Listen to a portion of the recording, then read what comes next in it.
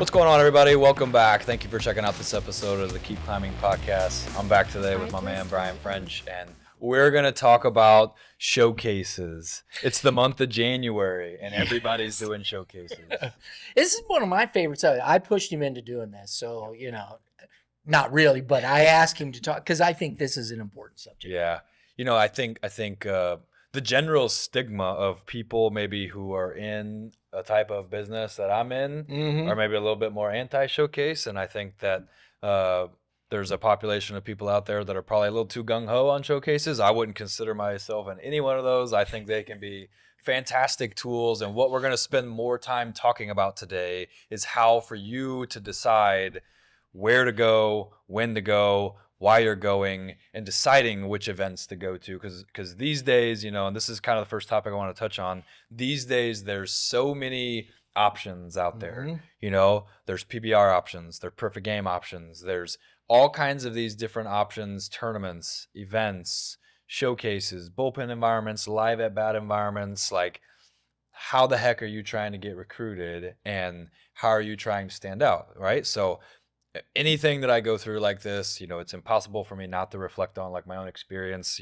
That was obviously a very different world back then than it is right now with all types of media things, but especially social media and the showcases that we have now, but 10, 15, 20 years ago, like showcases, hardly existed, like I remember throwing in one, and it was just one that, my club team put on, and it was just already at the place that I trained, and some scouts and people came there. But like, to be honest with you, I don't even know who was there, or it could have just been like a bunch of dads and, in scout looking clothes. I have no idea. Wearing a Mizzou shirt. Yeah. Like nothing really came of it. I don't know. But back then it was way more like you rolled out and played, man. Like we've talked about this on some other episodes. Like, we didn't have a lot of these training tools and protocols. Like, I lifted with the football team, played good long toss, like took my own training like really serious in like a work hard type of way, and and it worked for me. I figured out like how to get to a Division I school and get drafted and get the exposure that I needed. But ultimately, it was what happened out on the field that really dictated a lot of that. There wasn't a lot of like extracurricular activities going on outside of that, right? Sure. And I would still say and argue that is always the biggest component, no matter how many showcases you go to. Now, what I think the showcases and events can really do, though, is get your name on a list where they come back to watch you play. And ultimately, very rarely, unless it's like, a rare case of like this player's just like absolutely amazing. You already know he's got offers from other schools. There's certain circumstances where like you as the college recruiter or scout or whatever, like would see a guy and you'd be like, yep, we're going to offer him. Like, got to have him, Right. I mean, that happens 1 out of 1,000 times, right? Most of the time you get your name on a list. They come back and watch you play. They call your high school coach. They call people around you, try to figure out what teachers, 100%. Yeah. They call these people trying to figure out who you are as a person, because that's just as important to them as the metrics, So thing number one, basically, like the number one reason I think these showcases can help with is like get your name on a list, Yeah. Now, branching off of that, though, I would say that the biggest thing that's probably misunderstood by people who haven't gone through a baseball process like I have or we have is that they don't understand when they go to events like that more names get crossed off the list than get put on a list. And that's why it's so like mission critical of like what you're doing, why you're doing it, when you're doing it. And some of those things I really want to like dive into, but especially, I mean, you've seen, maybe tell me a little bit about some of the showcases and experiences that you've seen. You've got all these players, tell me the standout stuff that we were talking about, We've been working with Kevin Mulder for quite some time. He was generous, said, bring your cameras, come on in, talk to it's been fun. It's been a lot of fun. But you learn stuff as you go, and I had no idea what a showcase was about or what it was at all. Mm-hmm. And as we started doing more of these things, you start learning, you start asking questions, of the players, and things of that nature. And then you see a lot of disparity. You see kids, you see the standout kids. I shouldn't say standout, because you have standouts, I think, at every measurable level. But you have kids that are just elite, I kind of go in this category, honestly. You have elite, you have very good, you have good, and then you have some average players. I think that's tough for people to hear, but it's true. And when when you're being evaluated, you can say what you want to. That's happening. Yep. That is happening. Period. You can, and if you're an average player, that doesn't mean you're bad. That just means you're not in this category, and you have to understand what that means and how you set yourself in motion if you believe you can get better. Yeah.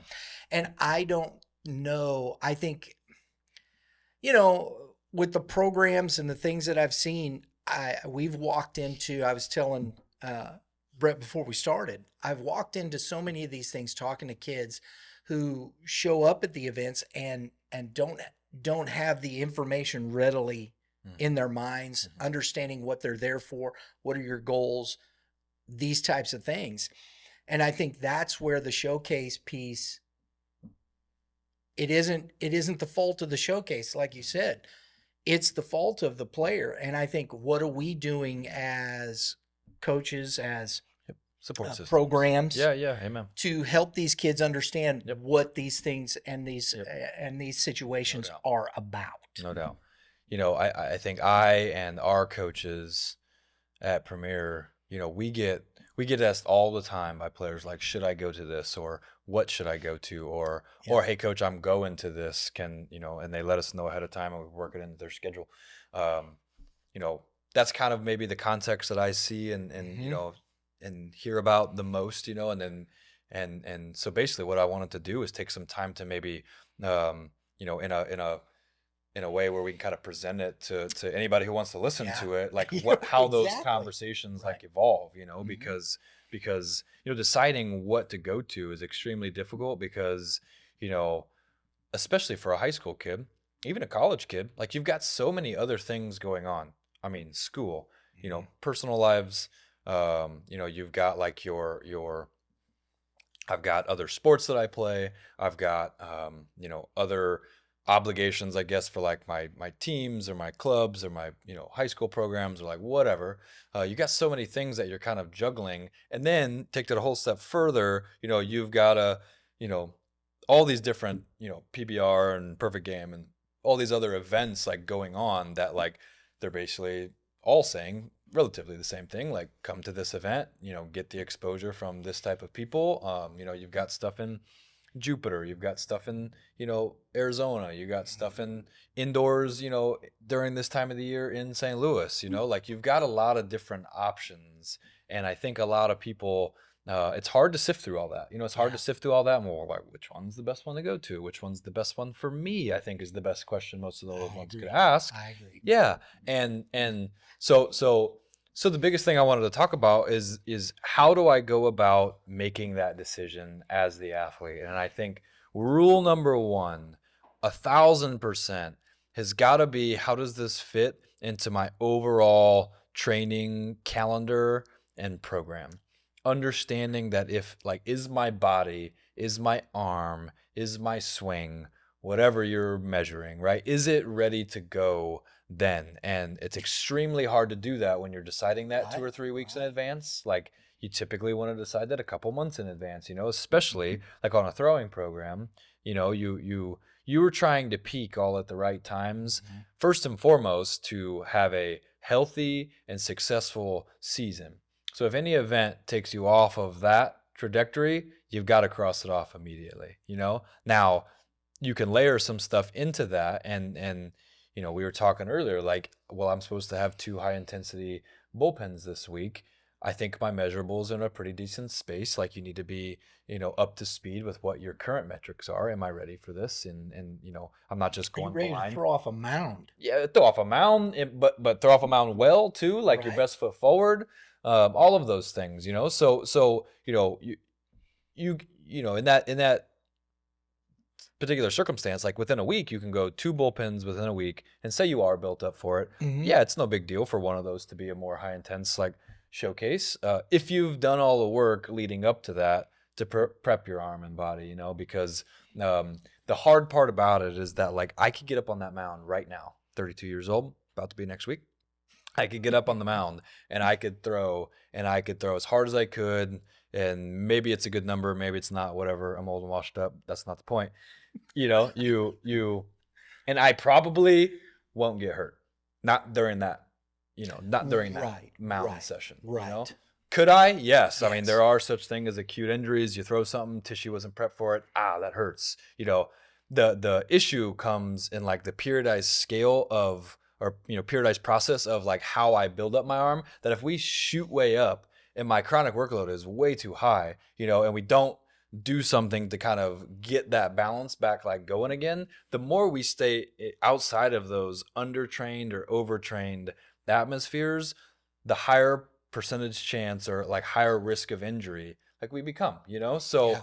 there's no guarantee that I'm going to go do this and get hurt, but if I told you, and this is so hypothetical, you can't do this, but if I told you, you went from 15% to 30% more likely to get injured this year, how much more worth it does that showcase look for you? You got to weigh risk versus reward, and maybe some people would still say, yeah, it might be good for me still, but the point is that you can do things in the months and the days like leading up to that to still mitigate that risk of injury, where the showcase ultimately can fit into your program. It just can't be so short-sighted, nearsighted that we don't see it through the lens of the big picture of what ultimately your goal is, for this year. And the number one thing that is the biggest like issue for any of these young players is loss of time due to injury. Yeah. So anything that we do, because the worst thing you could do is go to this showcase, throw really well. Like think about this scenario for a second. You go to this showcase, and you are one of those elite guys. You go to a showcase,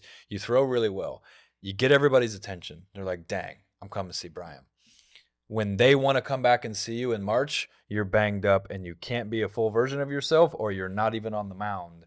Then they're just going to go, and it did no good for you. It did no good for you. And were you prepped for that? Were you mentally prepped for that? Was everything like fit like into that equation for you to decide on if you should go do that or not? And if the answer is no, then there's so many other options and opportunities out there that you should not be forcing it to go because your friends are going, or this is when your club team scheduled it, or like whatever. Everybody is on their own individual timetable because of other sports you play, because of other injuries you deal with, because of when you started your ramp up like process. Maybe you were going through your build and you got the flu. It was nothing you could control, but like that just lands you in a time frame where like, yeah, the events on, whatever, I'm throwing out random dates, but the event's on February 3rd and my program doesn't necessarily suggest that I'm ready for it till February 20th. Like, you shouldn't do it then, So those are a lot of the details that go into it. I think it's interesting because, watching the progression of every of this stuff and working with Kevin Molder for the last few years, the consistency in the time frames of the showcases that they put on, especially the bigger ones, are consistent. Yep. And this year, I thought it was interesting because the All-State, their big one that they do that's out at the Sports Barn, is at the end of the month of February, which personally I think is the best case scenario because it's basically a week and a half before high school tryouts. So to me, that's a thought process even on their side that says, we got to help the athletes as well. If this is the situation we're looking for. No doubt. So I think there's some thought process into that as well. And I would bet Kevin feels this way. I haven't talked to him specifically about this, dynamic, but like they want to present them at their best. The coaches want to see them at their best. They don't want to get a half look at somebody, So like I think everybody's on the same page with that. I think at the end of the day, you've got these people and companies that put on events, it's really not their role to say or suggest if you're ready for it or not. If you're ready for it, come to my event. And, that's why I don't think there's anything wrong with events. Like, the events are great. Events can be great. And I think from, where they come from are meant to be helpful. They help solve a problem for people, and they truly do.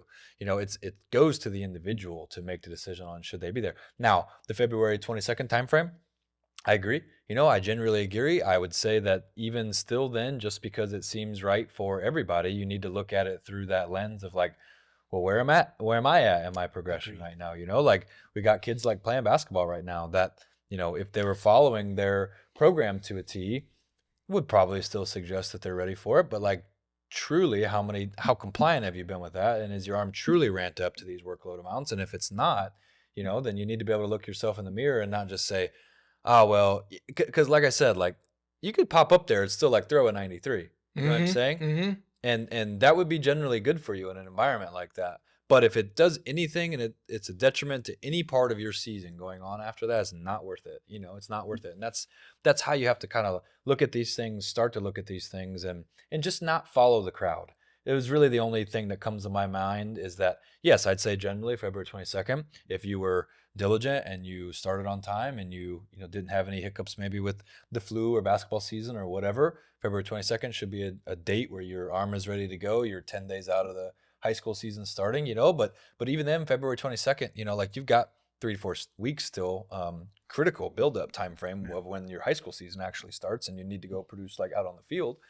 And again, like if anything happens on February 22nd or January 22nd or any time in between there that deters us from that ultimate goal, because it's really not about being good on March 22nd. That's the big thing. It's not about being good on March 22nd. It's not solely about being good on March 22nd. It's about being good on March 22nd and then April 22nd and then May 22nd and then June and July and August. And you start to think about all this and like how all that happens. That I tell a lot of our players this, and I got to back up from the mic to say it a little bit because I got a demo with my hands. I'm a hand talker. I'm sorry, but that I think most people think of like if this was the new year and this was high school season starting, well, I'm gonna work real hard. I'm gonna make all these gains, and I'm gonna throw 90 this year, like whatever your goals are, right? Mm-hmm. Like what I love for them to do or encourage them to do is zoom out that, and like think about how small in that time frame January and February is, and that ends up looking kind of like this. We want that trajectory to stay up and way higher throughout the entire year. Now, obviously, there's certain months or time frames of the year where we can push the development envelope more, and there's other months where it's more, competition based, right? Mm-hmm. Like the games take the priority. But the ones who do it the best and the ones who do it correctly are the ones who take advantage of everything every single month can offer. Yeah. Okay. And you have to stay like diligent through that process. And ultimately there's so many recruiting services out there these days. There's so many options for you. There's still the old school way of coach, like, yeah, this is what we all used to say. Like we wanted to go play against these really good teams because when Vanderbilt commit was pitching against our guys at some big tournament down at wherever, well, guess who was pitching against Vanderbilt guy that day? And everybody that showed up, all, 20 scouts that showed up to watch this dude pitch, well, guess who they're watching on the other side of it? Like, that's how you got exposure. You know what I mean? Before all the events were going, like you went and played in these tournaments and played against other dudes who were already on somebody's radar, and you stepped up there and you punched them in the mouth. And, these other coaches kind of circled you on their list. And I got to come back, see that dude, There's still so many organic ways like that go about getting on somebody's like radar that, they're you don't have to have this like FOMO about like missing the event in any particular month out of the year, understanding the much bigger piece of it, that if it's just not right for you right then, you're not going to not go to college or get the opportunity that you're looking for, or like whatever. And I think people get so wound up about that I'm gonna miss my chance. Yeah, it's just a FOMO, it's just a fear of missing out, and everybody else is doing it, and if it's drinking the Kool-Aid, and if I don't do it, then like I'm the oddball, and like whatever. It's like, man, it can help, but the reality is most likely it's gonna get you off of something, and it's gonna get you on something anyways. So you better put your best foot forward. You better be ready to go. I got a question for you in this, because you were bringing up basketball and you got kids, and I know some of these kids that are playing basketball, and one right at the top of the list here, Jordan Martin at Jeff City. He's a basketball player and a very good one.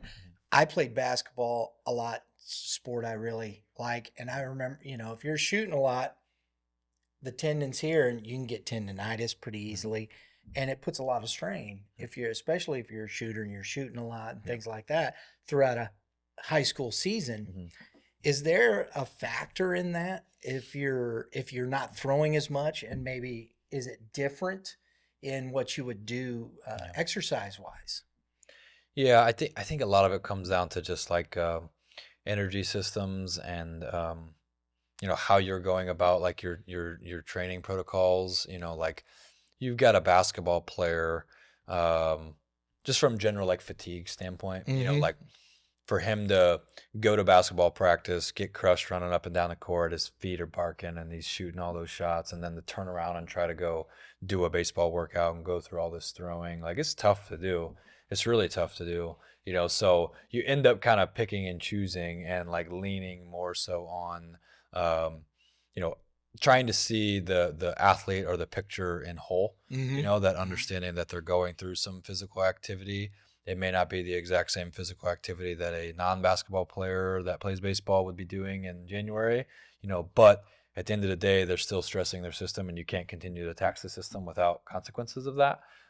So you got to be really dialed in, listening to your body. And if my elbow or something, anything really is Mm-hmm. barking like that, like get it taken care of from a, structural standpoint, first and foremost. But then if everything structurally kind of clears out, then like, yeah, what's going on like soft tissue wise, address what's going on soft tissue wise, and essentially what it comes down to is kind of prioritizing what you can do training wise from a throwing standpoint. I think most of the conversation is like, yeah, I mean, we got to try to get our lifts in or sneak our lifts in and med ball throws and like whatever else in where we can around basketball season, but like we're not trying to like double down on every single area that and just otherwise you're just gonna run yourself in the ground. Like kind of Right. what we talked about, Right. like that periodized schedule. Like if we're just keeping hammering ourselves down on the ground, we're not actually making that periodized like graph should look like that, like continuing to climb. There's ebbs and flows of it. The further you zoom out, the less steep the ebbs and flows look, right? Until you zoom far enough out that, yeah, you look over the course of like 3 years, whether that's 15 to 18 or 18 to 21, that you are on this kind of steady of a climb. And, we can relate that real quick back to like in-season training, that if we're just going like this and then we're not doing anything in-season training, well, think about how much further backwards your body or your arm or your whatever, your mechanics, whatever you're working on goes, than to just make those same sided things. That if I just took a less steep, more long-term approach, like I'm going to be better in the long run without the Mm-hmm. peaks and valleys. So yeah, I mean, going back specifically to the basketball player, like you would prioritize getting your throwing in, your skill specific stuff in there, because there's nothing we can do for the body that emulates throwing. There's no arm care exercises, there's no bands that you can do. All of those are supplemental, that like you can't just do all that and your arm show up and your arm be like ready to go.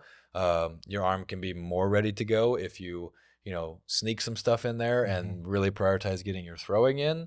Um, but yeah, I mean, if there's things going on that are barking at you from just as we tell our own athletes in the building, like, because they go through stuff like that. If you're just training, like, and you're doing, oh man, I don't even know, you're doing like a push up where like you're coming up off the ground, you're landing back down on the ground, right? Like where you got like a band across your chest, and it's like an explosive push up that we would do, and you come back laying down, and you're laying a little funny on your wrist, or you're doing depth drops, and you're jumping off a box, and you're landing, and you kind of tweak your ankle or whatever. Like it's all the exact same conversation. You got to take care of like your entire body first before we're ever worrying too much about like specific skill based things. But we would tell that person the same thing, like, okay, well, how severe do we feel? Is it something that we need to look at structurally? Is it something that we need to look at soft tissue wise? Is it something that needs rest? Because it's essentially the advice that I got in professional baseball, and I was a little bit older, understanding how to maybe deal with injuries better, was to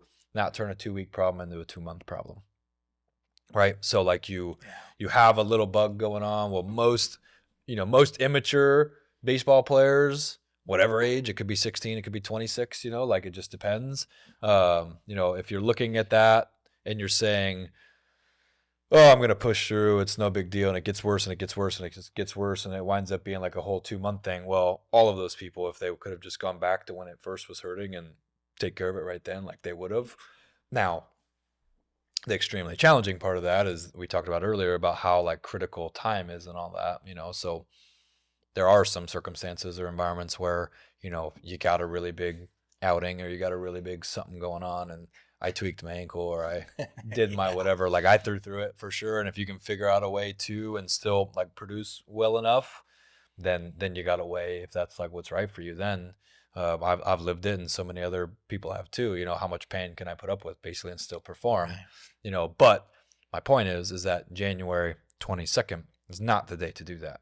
Is absolutely not the day to do that, right? Like Gotcha. that's like May 27th and our season's on the line, you know, or Yeah. whatever, like Yeah. something like that, or like You're in districts. yeah, like something crazy is going on. Like I cannot miss this. Like an event in January, February, the biggest event of the year, I don't care, of your year, whenever it is, you know, like that's not the time to do it. So that's the point. I mean, I think the big picture point that yeah, even for that non-basketball player, it's still the same conversation. You know, it's relative to the time of year and the big picture goals that are at stake. What you were saying popped in my head. Clayton Kershaw at the end of the season last year gets the bone spur in his toe, and he's trying to get back. He's healthy and whatnot. He went so far as he had his it was his push off, so his left foot had the bone spur, and that was what was causing him, couldn't push off the pain and whatnot. That he was continuing to throw. He had his leg up on a chair behind him, and he was still throwing to keep his arm and do the things and try and do as much as possible to keep his arm in place and shape while he tried to get the bone spur. And he ultimately, the pain was just too much. But it goes to what you're saying there. That was the moment. It was the end of the season. Wanted to pitch in the postseason, but just the pain just couldn't do it. I mean, there's all kinds of reasons too. You might do it like, you know, postseason obligations, like winning things. Now, I know that's a professional level. Yeah, sure. But high school postseason, you know, like, but even then, you know, I think I think the major league postseason is a much different animal when that context of that conversation, because that's as high as you can go. That's the pinnacle. You're there making money. Like that's the peak of it. Right. I think that there's probably too many high school players that push beyond their limits that regret it once they get to college and college to pro, you know, and like whatever that like you're ultimately weighing risk versus reward. It's everybody's own decision. You would have had to absolutely pry the ball out of my fingertips, you know. I would have not thrown, you know. I threw 120 pitches in our state semifinal game in 5 innings, and we barely won. And the next day was the state championship, and there was a time in that game where I went down in the bullpen and started warming up again, you know, like because I was just going to win. And we're going to win. Yeah.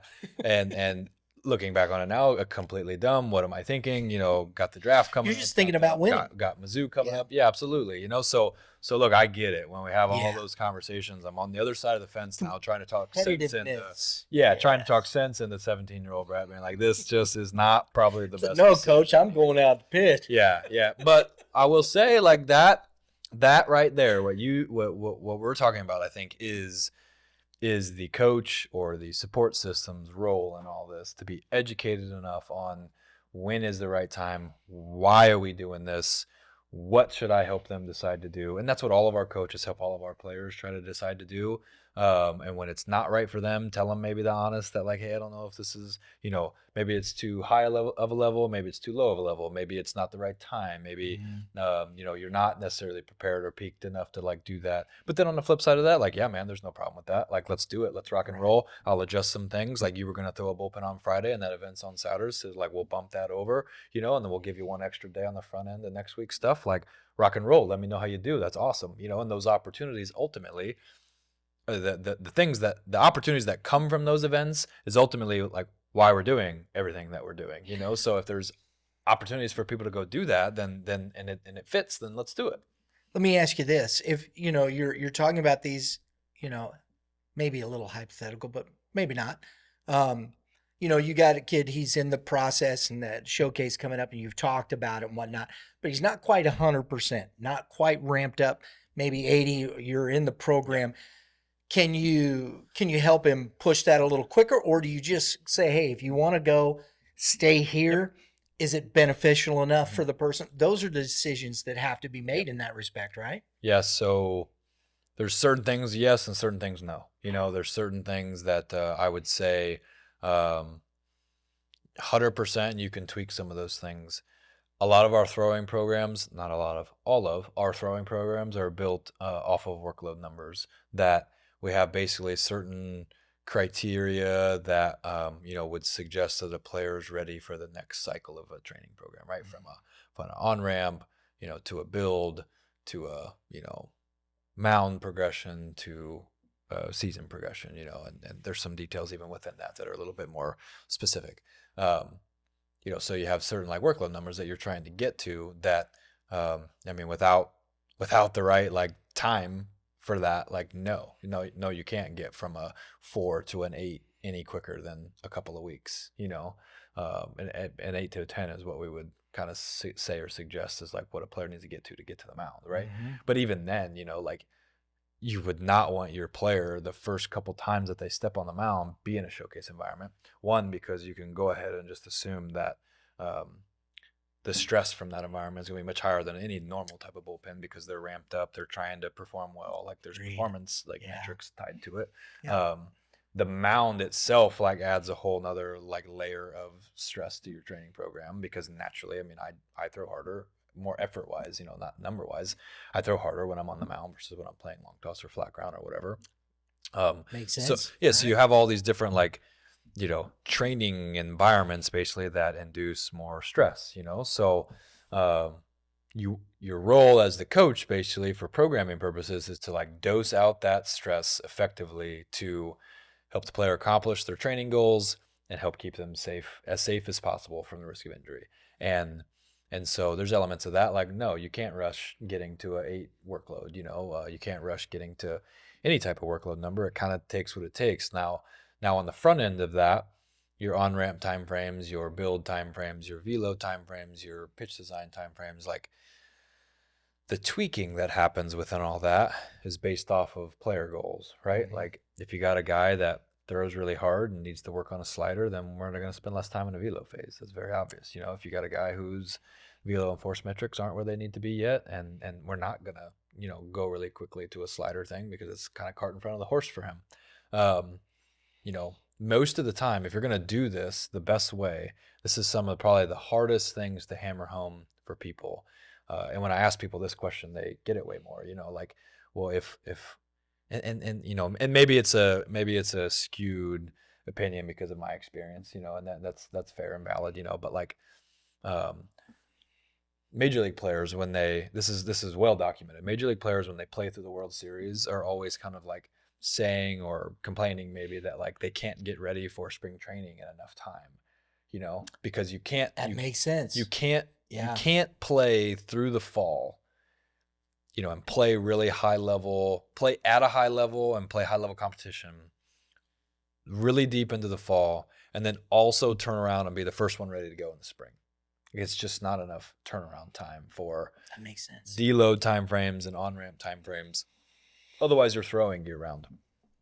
And because when the World Series ended, end of October, right? Just right at the very end of it, Halloween, and then you want to be ready to go like February 15th again. Like, no, those guys, when that happens, those guys are like, if you've ever like paid attention to, seen, obviously I've got to see it a little bit more firsthand, of like when those major league guys, especially the ones that are already on the team, they're not competing for a job in spring training.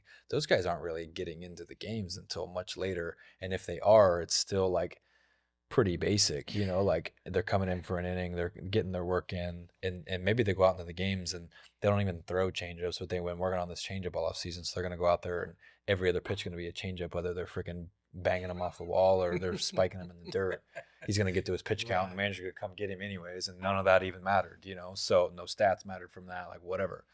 So, but I think that's probably one of the hardest things for people to wrap their heads around, is that like, you can't really have both there and also have like a constructive off season. Because those guys are taking at least a month off at the minimum. Well, and really, I think more of the point is not necessarily complete time off, because more and more stuff's coming out, like Max Scherzer or some guys like that. Like, Max has said before, I've read it, I've not talked to him about it, but like that he doesn't stop throwing. Now he stops throwing competitively, but he just plays catch, like he's playing catch in the backyard with his old man, kind of like, you know what I mean, like that type of effort level. And I know a lot of people that do that, and I've done that myself certain off seasons, and I've been around other people that do it. And it's more about the stress throws, Gotcha. right? Like early February in a showcase like that is starting the clock and you starting stressful throws. The end of October is stressful throws, Gotcha. right? Like you don't really have that long of a calendar, or that short of a calendar to like sandwich down for and adding more stressful throws in, not to have your arm like ramped up and ready to go. So those would be a lot of the things. Like I talked with a player just this past year, really good player from St. Louis. I'll leave the name out of it, but like asked me about going to Jupiter, and then asked me about like the Super 60 stuff. And it's like, well, in my opinion, you got to pick one or the other.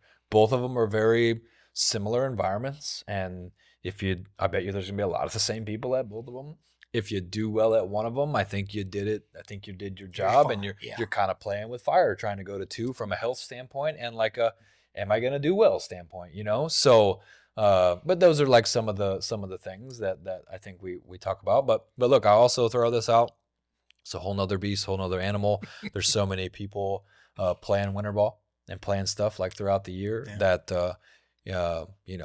you sometimes you got to do what you got to do. And I think ultimately it comes down to the individual to decide risk versus reward, and to decide if this is right for me, to keep an eye and some like your ear and attention on how's my body feeling, and not overthrowing through things, and taking care of yourself. And that comes into all kinds of training things and recovery things and whatever. But I won't sit here and neglect that. I've got plenty of buddies that have gone, had a full professional season, went and played winter ball, came back the next spring, and they were great. They were great. So it's just more of like, well, how it's much just you how want to your flirt with body it. responds, right? Yeah, how much you want to mess with it. And those guys in that circumstance, they were going down there because their job, the way they provide for their family, is playing baseball. That's right. The way they make money is playing baseball. To me, for a 16, 17, 21-year-old kid, the longevity of your career and the opportunities that you have ahead of you have got to totally outweigh that, because that's not what you're there to do. Gotcha. You don't make money based off of how you throw a baseball yet, so for you once you get in that environment, you go do what the heck you need to do to make it worth your time. You know what I mean? Like whatever, that's different for everybody. But when you're 17, what you could be doing is probably cutting yourself out of an opportunity to go do something like that ultimately is like what you're doing all this for. I think it's tough because, we've said that and we've had these conversations. I want to go to one more thing, but I like this thought process because I've asked this question. I remember a couple of players that high-level kids, pitchers that probably were on pitch counts in their senior year, opportunities. And I was like, how do you weigh that as a pitcher who is competitive? I don't care if you're playing at that level, you're competitive. You want to go out and compete. How do you do that? How do you, I think it's tough in those situations, isn't it? I mean, you're talking about yourself. Mm-hmm. I'm down in bullpen because it's state championship. Yeah. Those are rare things. And I think I don't know that we, in our age of tournament baseball and the things like that, winning a state championship in high school baseball is a rare thing. Yeah. I think what it comes down to is each individual person weighing this thought in their mind. Is what you want now, worth what you want most? You know what I'm saying? Mm-hmm. And I think if that can outweigh it, truthfully, it probably sounds a little, I don't know the word for it, but it kind of probably sounds like I have an opinion on that like you should neglect what you want now for what you want most. And I don't necessarily mean that. I mean, sure. I think I personally believe that, but I don't necessarily think or suggest that everyone has to. Is doing this and winning the state championship now worth the elevated risk of you maybe not getting that opportunity at the next level that you have been working for? And some people would tell you, I'd rather win a state championship right now and deal with my consequences later. And that's fine. That's valid. If that's the case, you go do it. Like, do your thing, and I'll root for you. But you also probably have to zoom out far enough to understand that short-term goals versus long-term goals, and is that worth it to you? And some people make those decisions like really conservative decisions because if I'm a top profile kid like that, and I'm sitting there talking with scouts, especially, and I'm talking about dollar amounts, you know, and And my that's team where, isn't even competing for a state championship. right. Now that's a different story. Yeah. And I think this is where this is I don't think it's a conundrum, but I think it's the communication level. And I think this is why it's so important that high school coaches understand what's going on with their athletes. To me, I think it's the same thing in sport today, especially in baseball, where a head coach in high school baseball, it's still you're a manager, just like a manager of a college team, or especially if you're in a high profile program, because you're managing all these kids. You should have coaches that are coaching them up, doing the things, managing all that, making sure everybody understanding where that athlete is at. I think it's important. Yep. Do they have a relationship with your program? Do they have a relationship with the club they're playing for? What are they doing? And having that information to know, hey, you know what? I know where this kid's at. Yeah. At No doubt. game one. Amen. Right? Yep. I mean, maybe go back to our last episode. That's the whole guiding light between us building our system the way that we're building it, so that the player has relative information about where he's at and his overall things, so that he could log in, his coach could log in, and like there can be this, like, because if we shared a mutual player and you knew he had that information like from us, and we could track and log it all together, then like it improves our ability to communicate without that player too, but obviously with all of us like being involved in that. So, but yeah, I mean, that's why it's so important, because historically, like, I've got my clipboard and I've got all my guys on this thing, and then when it comes over to you, you got your clipboard and you got all your guys on that thing, and we're probably communicating through the kid who is terrible at communicating, about Right. what he's done and where he's at, and he whatever, like they're kids. That's a learning process as well. Yeah. But when it's a system like that, and you have the intentional pursuit of like the adult going after that relationship, I think is really important. And those are all the things that we spend time talking about, like, because I think that's just as impactful for some of these players as learning how to use force plates better, like learning how to use data and TrackMan and stuff like that better, like the relationship side of everything, because that's huge. To that point, I think that's the last thing, and because this conversation, this is one of my favorite conversations, and I appreciate, the one thing I got to go back to. This is one of the reasons why I started Youth Baseball Midwest and the podcast. Is your statement earlier, this is what I think, this is what I believe, this is what I would do. I love that. I love the fact that you would say that, whether people agree or disagree, you can listen to the conversation, say, find the information, make an educated decision about where you're going. Yep. Because, that's the whole goal, because there's so much information out there sometimes that, finding people that have been through the experience, you have the experiential knowledge for one. You bring that back, and it's informing your statements. It's informing your work and how you go about what you're doing with kids today. And I think that's what is necessary in the conversation. Yeah. It's not what I would do. That's up to you. You've got to make those decisions, but we're going to create a platform that helps you make a better decision. Yep. And I think that's the key to it all, right? And it goes back to what we're talking about here, because at the end of the day, when we've had this conversation, I've gone and I'm talking to kids, I'm talking to players who are at these events, and it's not the event. People go, oh, that we make blanket statements. No, don't do that.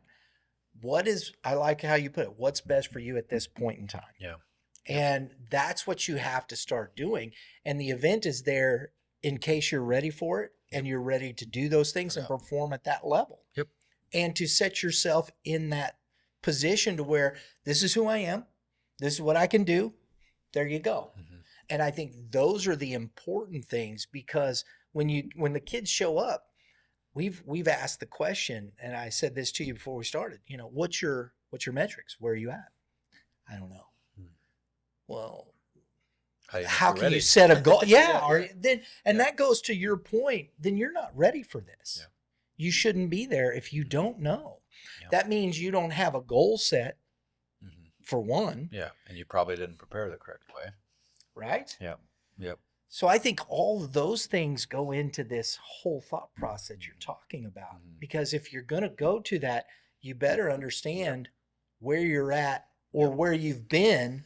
No doubt. And if those are your metrics, what are the goals and how did you work to get to where you can showcase and show people, hey, no doubt, my work is. Yep. So one thing that I think is a really great closing piece, conversation point, is that, this game is extremely difficult, and it weeds people out on its own based off of skill, based off of merit, right? Yes, it does. This is also a huge way that our game weeds people out, simply because you didn't plan ahead enough. You weren't forward thinking enough. You weren't prepared for things like that enough. Because in that environment, you didn't get hurt. Like in that circumstance, you didn't get hurt. You just got crossed off the list, right? You've got other things where, like, yeah, maybe you do kind of walk away from that. And the next day you wake up and you're like, gosh dang, my arm hurts. Like, that's terrible, Maybe 2 months from then, like as you continue your on-ramp and build up, you weren't really ready for that, but it didn't really show up until 2 months on down the road. Those are all things that the game is hard enough. The talent and the competition is hard enough, like let that be the reason you got weeded out and not something that you ultimately could have controlled a little bit better. Agreed. Now, a lot of times injuries are hindsight, so I don't want to make it seem like if you do this, you're going to get hurt, or that there's really any great way to predict injuries. That's not the point. The point is that to lay your head down on the pillow at night, know that you did everything that you possibly could when you get done with this, like, has got to matter to you, because you don't want to get done with it and have any sort of regrets, that you want to be able to look back and say that I did absolutely everything that I could to be the best baseball player I could be and be the best person I could be. And anything that you ever do in your life, being a dad, being a husband, being a baseball player, being in business, like whatever, like that should be your number one goal, that I'm just trying to do everything that I can to be as good as I can for whatever, like, my role is. And that's what we're called to do. And I think that however it shapes out after that, is you can live with, because you were doing the best that you could, Yeah, absolutely. And that's not just a physical thing, right? Yeah. That's not just a physical thing. That's a very mental, like, dialed in, attentive, wanting to learn, seeking information, thinking ahead, a ton of forethought, and that back to my point, like, that's what weeds a lot of people out. Is not that they're not good enough to go play college baseball, but maybe they just didn't plan it out good enough. And that's so silly to let that be the thing that roadblocks you to the ultimate goals of what you want to do. Or not understanding where you're at this point to put you in the position to where you need to go in the right space. You're looking here instead of this is where your next level is, and then keep working to that. Yep. And I think that sometimes throws people off. You're looking at this trajectory, but your body, you're not physically prepared enough to get to that point just yet. Yep. But that doesn't mean you won't get there. Right. And I think that's a huge part of it. Yep. Plan it out, giving yourself grace, be impatient, and working as hard as you can and as smart as you can, and I think that's what it comes down to. And, that's what we're talking about with showcases, but it's applicable with everything. Yeah, absolutely. Being intentional with everything. So good stuff, man. I appreciate it. Thank you guys for checking out this episode. If you guys like this, give us a comment, give us a thumbs up. We appreciate you guys watching, and we'll see you next time.